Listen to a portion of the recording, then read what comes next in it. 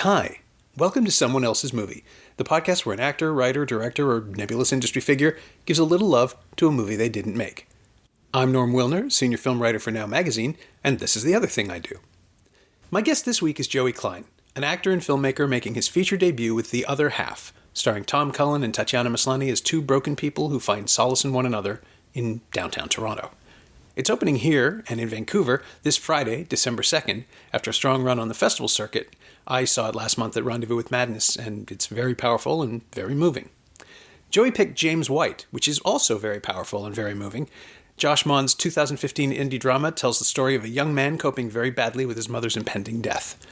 Working on a shoestring in New York City, Mond took a fairly generic plot and stripped it to its core emotional points through a spare visual approach and the amazing performances of Christopher Abbott and Cynthia Nixon. Like Joey's film, James White isn't an easy watch, but then, given its subject matter, there's no reason it ought to be. This is Someone Else's Movie.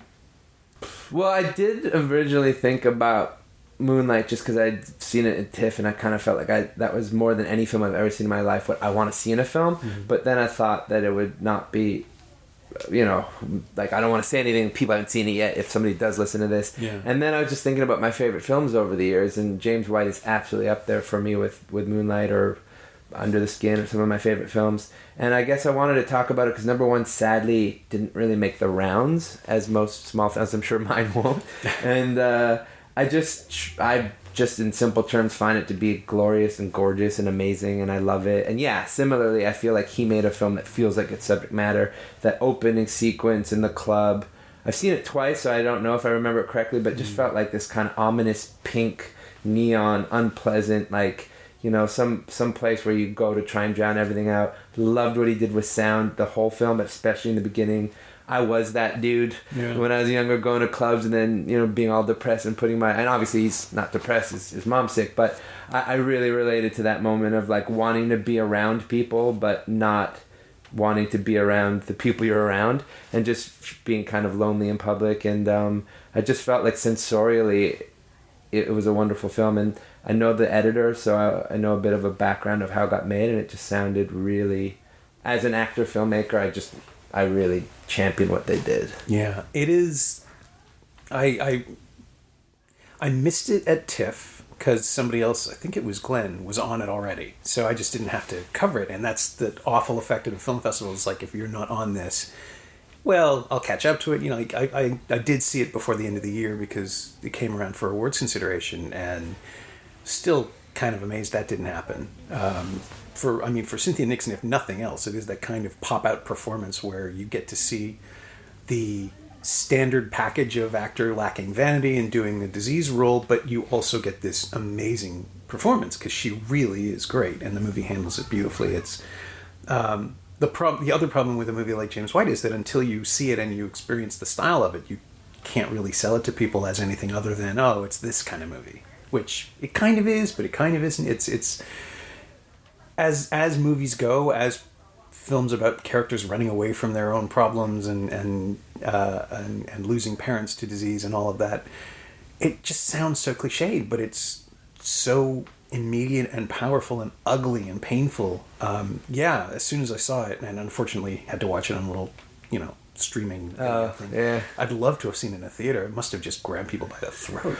Yeah, it did for me. And I think it's funny because obviously every filmmaker wants everyone, especially critics and programmers and the public, to see your film in a theater. I kind of stress out about people watching my film on a laptop in the middle of the day on their computer speaker. I mean, to be honest, that's just not my film. And similarly, I saw James White twice in a P&I at TIFF and then a public at TIFF. Oh wow! And I would love to buy it on Blu-ray, but it didn't get released on Blu-ray. Came out. I know, I don't get it, man. I mean, I get why maybe in terms of the borderline guys, why Campos or Sean Durkin's films maybe get a bit wider releases, but I don't understand why it just disappeared the way it did. Yeah. And I felt like he said, if you're gonna describe it, it just sounds like a downer and and it's just not doing any justice to just how beautifully detailed and human it is. And I do know, because a friend of mine interviewed for it as a production designer years ago, and then my friend edited it. I know it is a very personal movie for Josh Mond, which I guess you'd have to imagine. Like, people ask me about my film, and it's not autobiographical, but why would anyone set out to do it? The story I told, unless unfortunately, it's my life. Mm-hmm. Not literally, but similarly, Josh is. I don't know him, but I know that obviously there was a lot of fictionalizing. But I do know he lost his mother to cancer, which I just also think is such a beautiful thing to do. I went to a method-based theater school, and a lot of crude acting teachers will say, "Oh, your mom died, use that," and this just makes you feel like, no, I don't want to use that. But wonderful teachers at my school talked about sharing people that are gone and keeping them alive, not in a hokey-pokey way, but just in a simple way of playing personally and specifically, and just being generous and brave enough to share that. And I think as a writer and as a director, he did that so beautifully, and I thought Chris Abbott was so good. Yeah, I did not see him coming. I have to say, like, as an actor, I'd seen him in Girls and thought, oh yeah, that guy. But again, this is just that kind of performance where someone has found the way in. Either he's never been allowed to do anything like this before, or he didn't even know. Like, I don't know. There are scenes where so much behavior is so instant and natural, and like he performs so many emotional tasks without indicating it. Yeah, I'm sorry. I also interrupted you. So no, that's okay. I tend to go on and on about these things because it's like I really appreciate how much that film wears its heart on its sleeve, and I'm a bit wary of how cynical the kind of cool culture is, Like, I know people who just ragged on that movie because it was like, the scene where he's in the hotel room and he says to Kid Cudi's character, like, what would you do? Would you bury? And yeah, like, the language is a bit flowery on the page, I'm sure. I felt Chris Abbott totally grounded it, and I had no problem at that moment. But even if it is a tiny bit, why are you picking out a tiny moment out of a beautiful movie to just rag? You know what I mean? Like, I know people who've called Moonlight low-hanging fruit, which I've never heard that expression. It took me a second to understand what they meant. Just that it's the easiest. It's the easiest. I mean, it's so cynical. Maybe it's easy for people to get behind it because there's never been something like it before, but that makes it special, not... Agreed. Yeah. Also a story about a black gay man in like, not maybe gang America, but lower class America. Urban Miami over 15 years? Yeah. It's a world we have not seen. Literally not. Other than it was based on a play. But anyways, I just feel with those two movies specifically in the last while, they're just both like total expressions, and they feel like their subject matter, and they're not easy to watch, but why should they be? Yeah. It's weird that people... I mean, and by people, I guess I'm just saying more like cinephiles more than the average person, because the average person doesn't even know this movie exists, which is a constant problem. Yeah. Like everybody, I'm telling people now, go see Moonlight.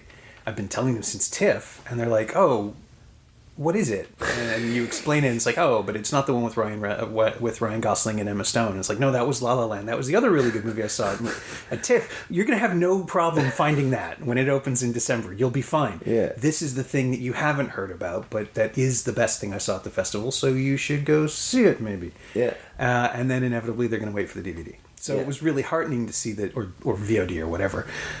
It was really heartening to see people responding to Moonlight just this weekend. Yeah. The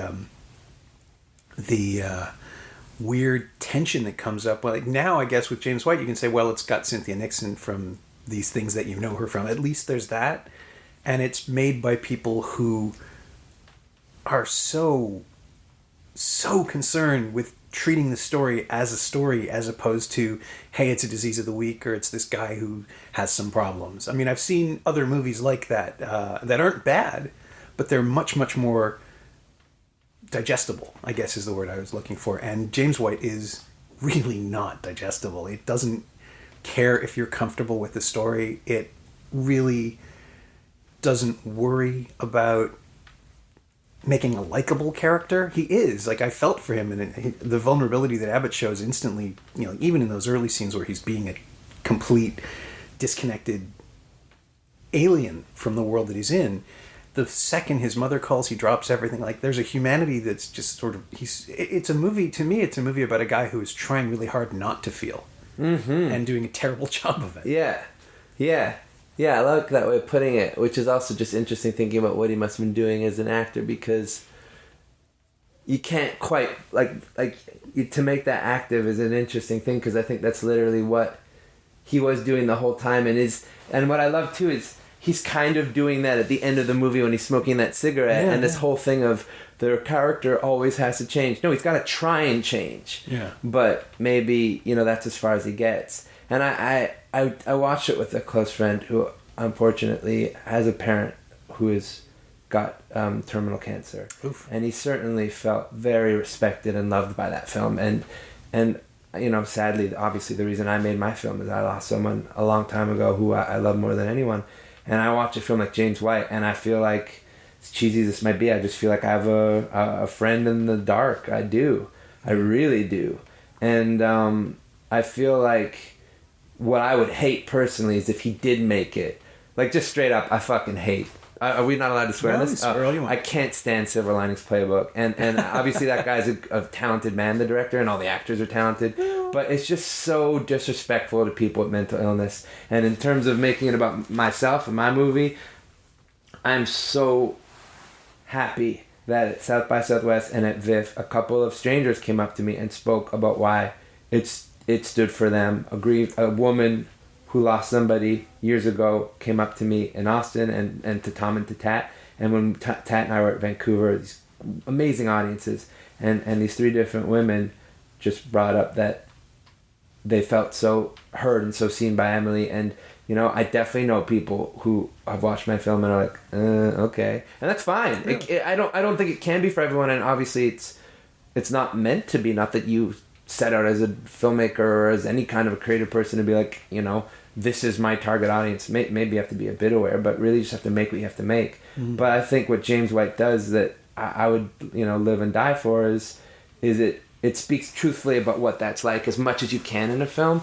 And it's so respectful to love and loss and specifically, terminal cancer patients who, unfortunately, if you're older than 12, everyone has met someone. Yeah, sure. So, I don't know. I just find it to be like a glorious piece of art, I guess. Yeah, there's something really electric and uncomfortable about the way that it takes its time, I think. Like, the thing that really bothered me the first time I saw it was how we're stuck in space with a character who won't die, like, who can't yet go. And that awful feeling, I mean, I had it with grandparents. Both of my parents are still alive and healthy, which is great. But I experienced that with my grandmother, who did not tell anyone she was horribly ill for 6 months, and then finally went to the hospital and was diagnosed with a I don't remember exactly what it was, but it's a stomach cancer, and was dead in 2 weeks, 2.5. Surgery didn't go well, and she deteriorated, and that was that. But the sense of the speed the way it progressed, and the speed with which it took her was just horrific. But it was over quickly. There was that, right? Like you get hit with it in the face, and then it's over, and you're adjusting and you deal. But the idea of a long, protracted illness, and I've known a few people with that as well, without a familial connection, but the idea of watching someone like the child of a dying person, the adult child of a dying person, try to struggle with all of this stuff that I fast-forwarded through at a remove. It's so compelling, and it's so ugly, and the film deals with it with grace in an emotional way that doesn't feel fraudulent at all. Yeah. But it's the kind of thing where I can just see people running from the movie because it's too intense, because it is presenting something that you can't cope with. I think unfortunately you're very right about that, and I find that that's where maybe I'm just a psychopath. Like, seriously, I really don't know, because I would watch that movie 10 times in a week before I would ever touch something like Silver Linings Playbook again. Well, but Silver Linings Playbook is, I mean, and I have this beef with David O. Russell that goes way back. Yeah. His films are, they're he likes the beats and shouting, right? To quote Star Trek Beyond, of all things. He likes it when people yell at each other and he can put the camera right between them. But I don't think he's made a good movie since, like, Joy's not bad, but I didn't see Joy. But they're fraudulent. They're emotionally fraudulent. He has, since maybe I Heart Huckabees, where he's embraced this chaotic thing that's supposed to represent mental illness. It lets people who have never experienced it or known anyone with it come away thinking, oh, I get it now. But it's bullshit. And I love that you say that. That's why I hate Spielberg with his Saving Private Ryan shit. I just remember being in Concordia, and I had to see that film in a film ideas class, and you just heard like people leave that film like talking about the beach at Normandy scene where it's like, that's what war is like. It's like, no, dude, you just watched a movie. That's not what war is like. Yeah. And however far James White goes, or, you know, with how amazing Tatiana and Tom are in my movie, that's not what grief or mental illness is like. Grief and mental illness are like grief and mental illness. And if you're lucky enough to not go down with them, then you're a fortunate human being. And if you do, you're just part of the rest of the world. And I'm really, especially, I don't want to get too political. Obviously, I'm as scared as every other half-decent person about Empire Trump.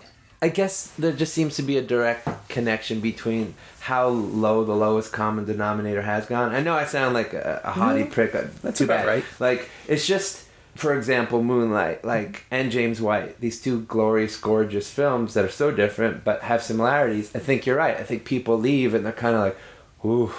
It's like, what did you go see that for? What did you think of? Did you want to see that just slightly more palatable? People always say they want to turn their brains off and enjoy themselves. And it's like, okay, but there are movies that are made for people who want to watch the movie, who want to experience them. Like, I respond better to movies that ask something of me. Me as well. I mean, you can make an entertainment that is still smart, and you can make a drama that is truly moving and still fun. I mean, there's room, right? There's always, cinema's a wide landscape. You can do anything, literally anything you want in it now. But, I mean, if I don't care, if I don't feel like the movie is at least as smart as I am, I'm just, why am I even here? Yeah. I don't mean to go off track from James White too much, but like, okay. Chronicle is, you know, it's not my favorite movie, but it's entertaining. It's ultimately about bullying in schools. And, like, it's a pretty smart conflation of entertainment and social value. Yep. And I definitely, you know, obviously with my film or with James White, or not to compare them, but just in terms of their small dramas, obviously the main thrust is not, like, to entertain. But sure, of course, one thinks about that and one hopes to find, like, the place where that crosses paths. But not everything has got to be questioning that. And to make a film that's truthful about loss and love. And I would argue there's a lot in James White that's really entertaining, like the Mexico stuff. Yeah. And I don't know, when he's at that house party and he smacks that kid. I mean, that's a funny moment, and it's really well done. And, you know, he's like he's losing his mother. He's also an entitled white dude who's just acting out all the time. Mm-hmm. And I think they skate a really good line of keeping him likable. Because, I don't know, I have to admit, like something like Simon Killer by Campos, as talented as that guy is, I find Brady Corbett so... The character is literally a sociopath, and he's such a sociopathic seeming actor. Yeah, he's too good at it. It's a distancing kind of thing in the movie. Yeah, I'm sure they'd say that was the point, but I kind of, like you said, I need to care in some way and feel like you said about, you know, that it's at least as intelligent as what, like, Yeah, try just meet me on my level is fine. That's an incredibly arrogant thing to say, but also as a film critic, it's like, yeah, damn it, challenge me, push me. I've seen everything. That's the job. Yeah, I want to respond to something. With James White, what you have is it's just, I mean, and someone Glenn was telling people at the time, like somebody at his screening said, "Oh, it's another." When it was over, he said, "Oh, well, there's another white privilege story." It's like, well. Point is, his mom still dies, right? Like, you're still suffering. The background doesn't help. Nothing matters but what's happening in that bathroom, in that hospital room, in that hospital bed. Like, that's what it's about. How nothing that he has can protect him from his pain. Yeah, that's so sad to hear that that's a reaction. Like, are they supposed to just make them not white so as to... Like, to me, that's so disrespectful. It's like, like we were asked at Vancouver, somebody asked us about they brought up Transparent, and they asked me would I be interested or willing in the future to tell stories about two characters who either had a bigger age gap or like Transparent, investigated transgender people, and would I? They brought up how Tat has been a real champion for LGBT rights, and would she and would I would we want to tell stories of not just straight white people. I mean, number one, Transparent is like Twin Peaks or The Wire. I mean, you're talking about genius. Right away, talking about Picasso. Yeah. So number one, I just don't even compare on any level myself ever to genius. Well, it's kind of an unapproachable thing too, right? Because Transparent is doing that. Why would you want to do the thing that it's doing? Well, but that's also clearly Jill Salloway's story. I don't mean I don't mean autobiographical, but this is something she couldn't help but tell no matter what. Exactly. And I think that it's gross for a white straight dude like me to be thinking about telling stories about things I know nothing about, because actually funders might have quotas for that right now. Funders should have quotas for that, and people whose stories that belongs to them. And again, it doesn't have to be literal, but people who wake up in the morning and need to tell that story should get the right to tell that in our system. But I'm gonna be damned if I'm gonna go out and try and strategically tell the story of the black James White, because we do have, as obviously in history, an epidemic of just white privilege, and I mean, white heterosexual men have destroyed history. There's no question of that. Yeah. It's just what we can do. It sounds cool. What? They wrote the history, so it sounds cool. So it's all right. Yeah. Retroactively, it's history is written by the winners. Scumbags. Absolutely. Yeah. Well, again, what am I, the middle-aged guy, talking about how movies ought to be? But the point of privilege, the point of understanding privilege, I think, is using it to not to be an ally, but at least, I mean, you should, but you can also get out of the way. And I think that's the thing that is more important right now at this point, is that you can say it, you can say let people tell their own stories in two ways. You can say it that way with actual encouragement and intent, or you can say, oh, well, let them tell their own stories, which is the other thing you keep hearing, which is, again, the dodge. It's the thing you say when you're not really interested, but you don't really want to care to see someone else do it either. It's not that important. That's a weird place where people find themselves at these, that's Q&As scary and what different. What can you say except I'd love to see that? I don't think I'm the person to tell it. Yeah, and I guess that goes to this thing of people saying James White is white privilege, his name is White. That's kind of the point. Don't you think though? Isn't that a clear choice? I would be curious about that. I don't know those guys, so I wouldn't know at all. I guess to me, to be honest, it just doesn't matter. If they were doing that, I don't find that in any way detracts from my experience, and if it's completely incidental, I do actually feel like that film completely. Again, I know I've said it already, but I just think it's such a beautiful, important film. Sadly, everyone older than a certain age has some experience of loss. Yeah. And I think it speaks to it in a very delicate and true and specific and personal way. And I think in that respect, what does it matter what color they are? Unfortunately, I think it'd be really disrespectful for Josh Mond to strategically go and tell a story about a black kid in the hood losing his brother in the gangs when he knows nothing about that. Yeah. And I don't mean literally we can only write what we know about, meaning I'm, developing a sci-fi thing. I don't know anything about human reanimation, but it's a metaphor for something I give a shit about. Right. Or metaphor, that's kind of... It's just not literal, and that's, I guess, the actor in me. It's if you're playing a serial killer, it's not literal. You just need to know your way in. Right. And I think... Yeah, it's the device. It's the trigger. Yeah, it's the trigger. It's just how do you make things as personal and specific as you can.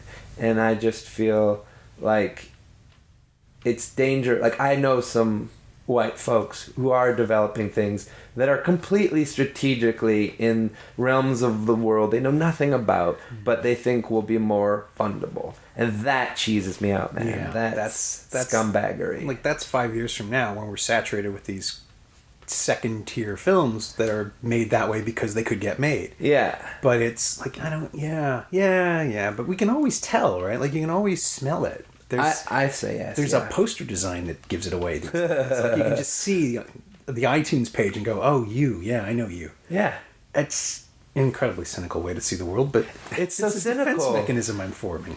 I think they're cynical. I don't think what you said is cynical. I think things could be. I don't know anything about the constructs of how politicians make up the dilapidated world we live in, but I do have, enough of a background in like a shitty Canadian college education and whatnot to know that like things could just be simpler. And everyone drank Kool-Aid with Reaganomics and deregulation, and from there it just all fell apart. Yep. So from that perspective, going completely off topic. No, you're not wrong.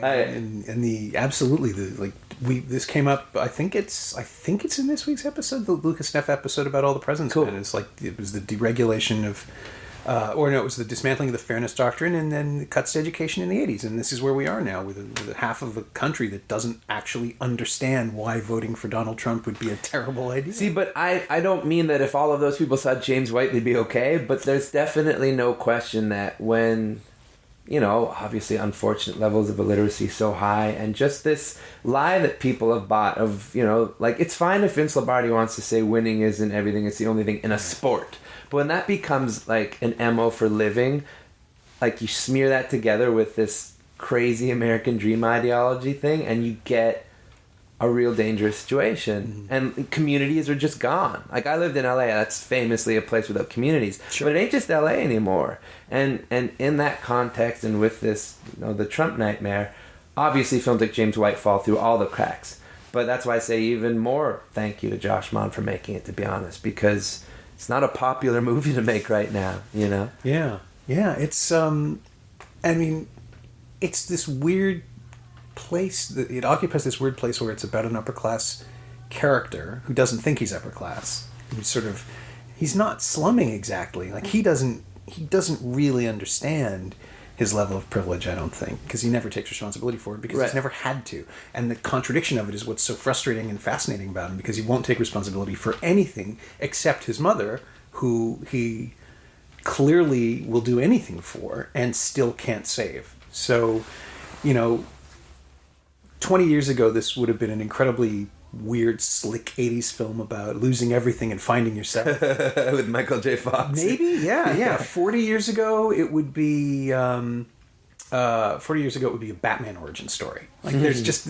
The place it's in right now, the space that film occupies right now is, New York independent film. That's a million of these movies now. There was one with Michael Shannon and Rachel Weisz called Complete Unknown that came out a couple of weeks ago. Don't even know that. Small movie, really small. Joshua Marston's film, the guy who made Maria Full of Grace. Okay. And The Forgiveness of Blood. Yeah, I've seen both those. Yeah, he mostly works in TV these days, but he makes a feature every 5 years. So this is that, and it's about a guy who's suddenly confronted by this girlfriend he hadn't seen in 20 years, thought she was dead. Turns out she just reinvents her identity every now and then, and like a sociopath, and and shows up at his birthday dinner in New York, and he and his wife or his partner are having a conflict over whether or not they're going to go to California so she can study something. And it's all about how he really does have everything, and he's comfortable, but he's not happy. And what does that mean? And she forces him to confront all of this. And again, it's just, it's a guy in a brownstone having issues about what to do next. But it's not. There's more. There's stuff. You can reduce anything to that guy has too much money and not enough sense. Yes. Or, that guy doesn't have enough money and too much sense. And those are standard basic conflicts. It's how you build the world upon the conflict that makes it interesting. Agreed, yeah. And to me, again, I rely too heavily on just how I was trained as an actor, but I really like this school I went to called Circle in the Square, and there was a lot of different kinds of methods of working that we were introduced to, but the core of the school was a very old school New York method, and people I think start to think now, because celebrities will go with a cop if they're playing a cop, that's method acting, but it's just about playing as personally and specifically as you can, and I think that's what makes James White so successful, is that the nuts and bolts of it are so true, and they've been so loving about the details, because obviously, unfortunately, know so much about them,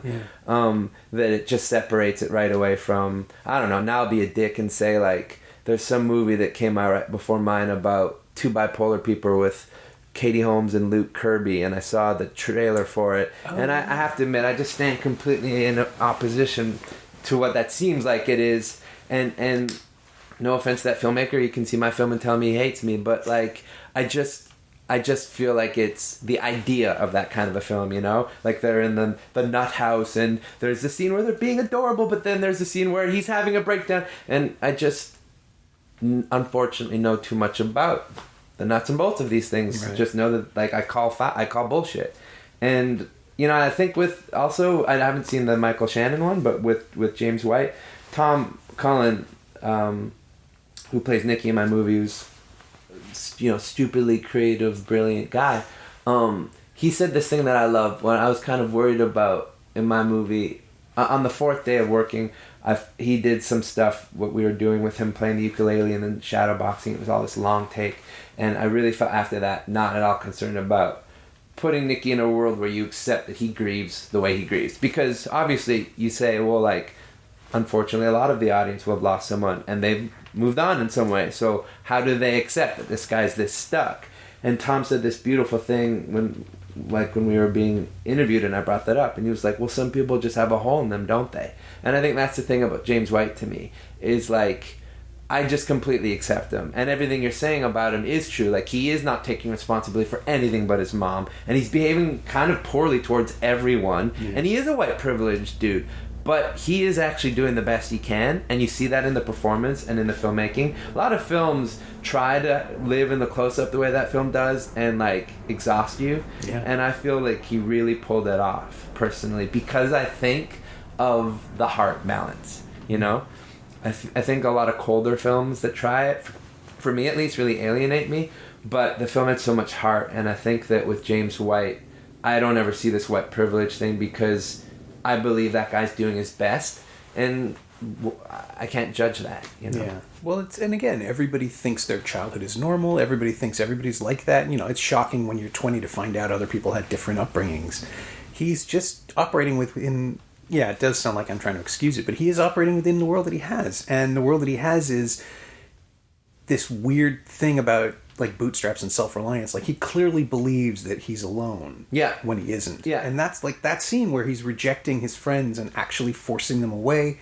It's heartbreaking because they really do want to help, and there's a better outcome. Like, his mother will still die. That can't be stopped. But there's a better outcome for him if he listens, and he won't do it. And it's just so painful. Yeah.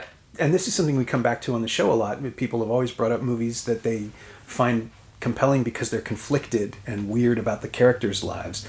And it's always key to me that the movie understands when a character in it is making a mistake, as opposed to going right along with it.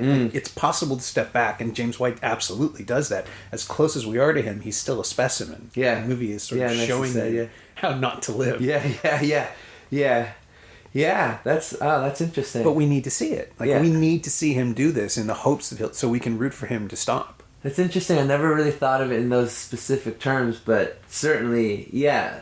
I mean, you feel, again, also, I guess, because Josh Mond is, I don't know how fictionalized James White is, but it's his story. Yeah. Like, you feel like he has a lot of love for James.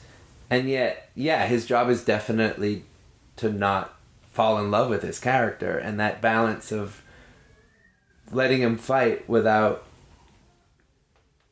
I don't know, it's kind of cheesy maybe, but like on a level, the writer-director is the parent to the child of the character. Sure. Yeah. And you have to, at a certain point, just let the training wheels go off and let them go and just be a good parent that way. Yeah. I guess that's the way I kind of look at what you said. Yeah. I mean, was there a moment on the other half where you realized that you had to let the actors be the characters, that you couldn't shape any further? I think I had, of all the kind of things that are tough in your first-time filmmaker, I had the privilege of I know I say privilege a lot, but I really do, you know, obviously you work hard and you earn the things you get with this. It's not luck, but a lot of people out there have a really good script, maybe much better than mine, and maybe they're much better filmmaker than me. I had, from an acting point of view, the good fortune of having worked enough as an actor that I met Tat on a set, you know, and I had the good fortune that Tat is a really loyal person, and, you know, once she got orphaned, she didn't just say, I'm too busy. She still really wanted to do it. Not just that, her and Tom and Bobby, like, sacrificed a lot, really bent over backwards to make it happen. Well, you were working on this for years. I was working on and off for years. Certainly, yes, for years, but sometimes, like, they'll talk about it, and it never bothers me, but it's like, well, I wasn't working on it for, you know, like, you leave it alone for 2 years, and then you're like, oh yeah, I should get back to that. Or then you all of a sudden work on it for 6 months straight, and then, so yeah, I got a lot of work on it before I even met them. But to answer your question, because I went off again on a tangent. That's all right.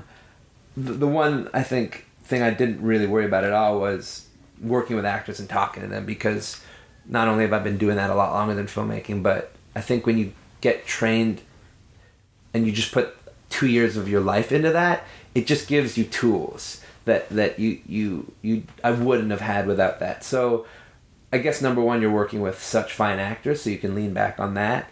And then also, I found one of the greatest joys was that dance of when to like just let them go, when to like it's largely, I'm sure a lot of directors say this, but it's largely just that thing of keeping the train on the tracks. If it's on the tracks, you let it go. If it's starting, if it needs to go a bit faster, you know, it's not, I'm not control freaky, and I've just worked too many times as an actor with newer directors who are trying to get that thing in their head out, and I think that's the doom for everyone. And I think you really have to trust getting in the soup with everyone. And you know, Bobby and I were very prepared, so when we were malleable on set, it's because we had the structure of a very defined shot list. Tat and Tom and I were very prepared, so when we were on set, we had the freedom to play. Certain scenes were very formal, and we were very rigid with what was on the page, and then some were purposely more ad-libbed and more improvisational with the camera. Right. So I never was really like, ooh, no, that's not how I saw it. But sometimes, yeah, it's like just helping them fight for one specific thing a bit more clearly and deeper and more specifically. I mean, again, it's like to have the great fortune of not going on a set. We had 16 days, which ain't a lot. No kidding. Yeah, and you know, they had some pretty hard stuff to do. You're working with people who are kind of like, I don't know, they're superheroes. They're so malleable. So it was never like, shit, they're just not getting it. So how do you do that? It was always like, great, yeah, but just this one thing, or what about that? So yeah, it's an addictive thing. It sucks how much fun it is. Yeah, because you get to do it once every however. I'm kind of amazed at the way it works now. The more time I spend in the world, I guess, and again, remotely, I'm a spectator at best. But the enthusiasm that people have, and the way the energy sort of takes hold, and how people get revved up for something that can only happen for 10 seconds, that's fascinating and compelling to me. I get it. I'm starting to get it anyway. I have this glimmer of what it must be like to capture it and see other people reacting to it in the moment.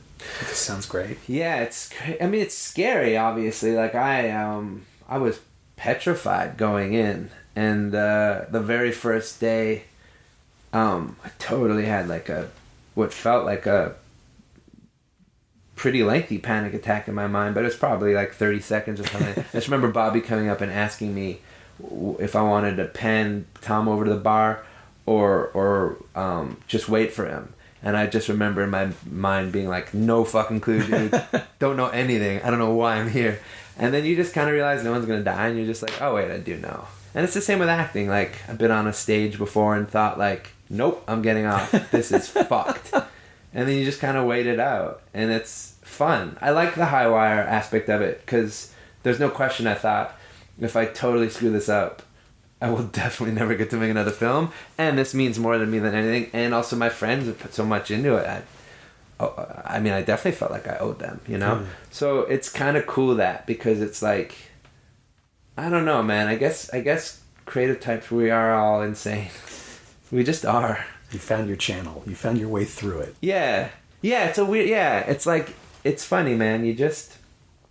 It's cheesy, but it is a calling, and maybe you never get better at it. Maybe you get really good at it. Maybe you don't do it the rest of your life, but you're still that thing, you know? And, like, it's a tough racket, but I would totally, you know, do it over and over again, however crazy it is, as opposed to try and, you know... Try to not. Well, I just don't... Yeah, I think some of us just, like... You realize, like... You might end up homeless. You might end up, you know, cracked out in your head, but there's no choice. And I think one of the... Like, you know, I did work on the script for many years on and off, and somebody said at South by, that's so cool, you're so dedicated. And I think it's delusional. I think it's delusion. I do. I think it's healthy delusion, but, like...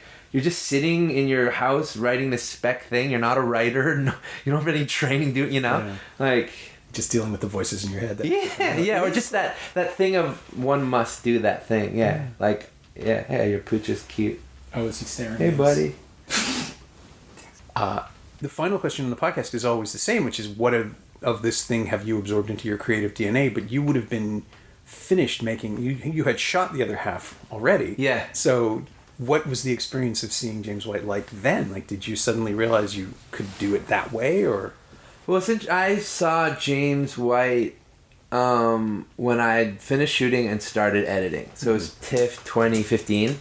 So we were totally... Actually, we weren't totally in the can. We because of Tom and Tat's schedules, we had to get some like MOS pickups in November of just like him driving the cab and stuff. But we were like effectively in the can, and we started editing. I don't know. I had, again, like the good fortune of, I know Matt Hannum, who is the editor of James White. And of all the things I really loved about the film, certainly the editing really stood out to me in terms of how economical it is. It's interesting. I never felt the film was long, but when I figured it was like, I don't know, 95 minutes, 100 minutes. It's 83 or 85 or really something. Lean. It's super lean.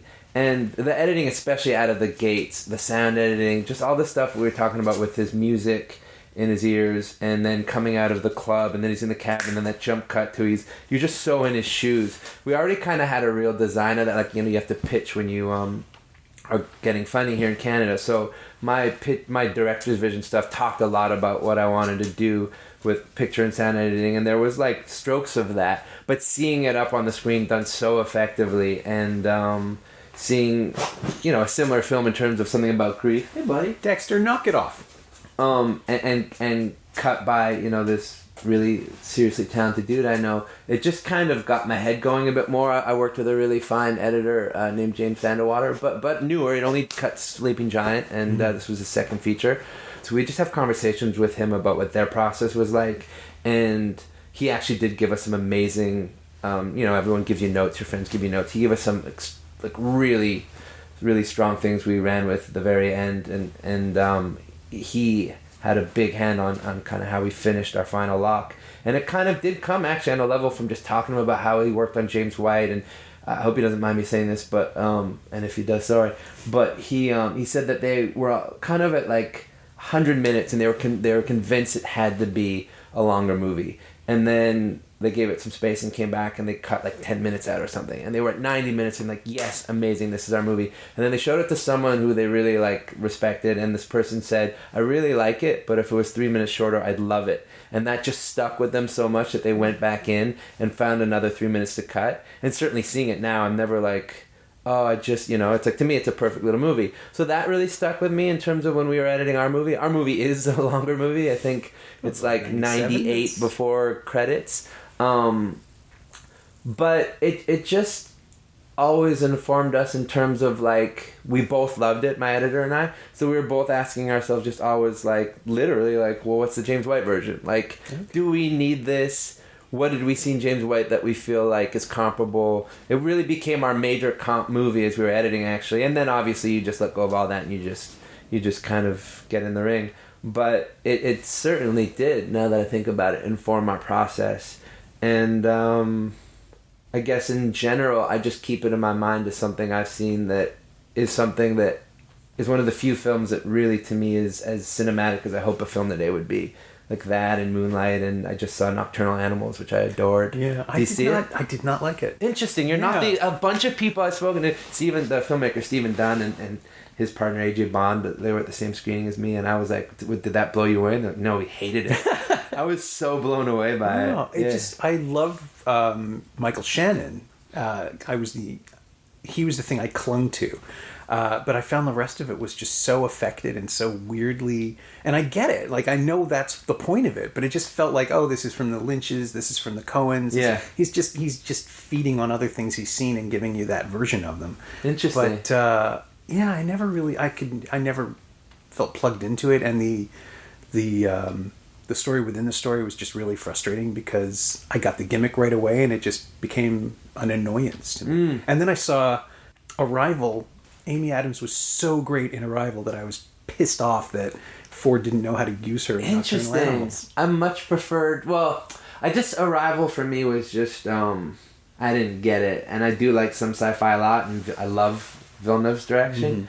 But I didn't get. I just read an interesting story about the screenwriter. It was like a passion project for him. Yeah. And it's a great story, but I just didn't really respond to that movie. And I loved her in Nocturnal Animals. Funnily, yeah. But see, I also really love divisive films. You know, there's clearly bold choices there. I could totally understand why somebody doesn't dig it. But what I really appreciate is that he's so strongly going after his own vision, and I just see such growth from a single man to that. I really like Single Man as well. But yeah, and that's the crazy thing about what's his name? Barry Jenkins. Mm-hmm. Like, have you ever seen Medicine for Melancholy? Yeah. But it's like a rom-com, right? No, it's actually it's weirdly tonally very similar. It kind of drifts, and it's just immersive with these characters. But also structurally, it's identical to South Side with You, the young Barack Obama, Michelle Obama. Oh, okay, I didn't see that. It's about a couple that just sort of hangs together for a day. Okay. And they even go to an art gallery the same way that the Obamas did, which I'm sure Jenkins knew about. He'd heard their story. This was made in 2008, so Barack Obama's story was already, Dreams of My Father was out already. People knew his life. But it's really, it's very much of a piece and completely different. The story, the subject matter is different, but the tone and the intelligence behind it are really quite interesting. And very much in sync with themselves. Okay, I should see it, but I'm so interested. It's here somewhere. You can borrow it if you want. Oh, thanks. Yeah, I would love to. The beauty of the Toronto cinematic world. My thanks to Joey Klein, whose film The Other Half opens in Toronto and Vancouver this Friday, December 2nd. It'll open around Canada over the winter and in the US in 2017. Thanks also to Bonnie Smith. She knows what she did. You will not find Joey on Twitter, but you can keep track of his movie at Other Half Movie, all one word, and you can find James White for sale and rental on iTunes and Google Play. There's an American DVD, but no Blu-ray edition. Ridiculous. As always, you can find me on Twitter at Norm Wilner and elsewhere on the internet at nowtoronto.com. You can also find this podcast on Twitter at Semcast, S-E-M-Cast, and on the web at someoneelsesmovie.com. If you want to leave a review on iTunes, that would be very kind of you. This week's call sign is, I will be ready for life. Thanks for listening.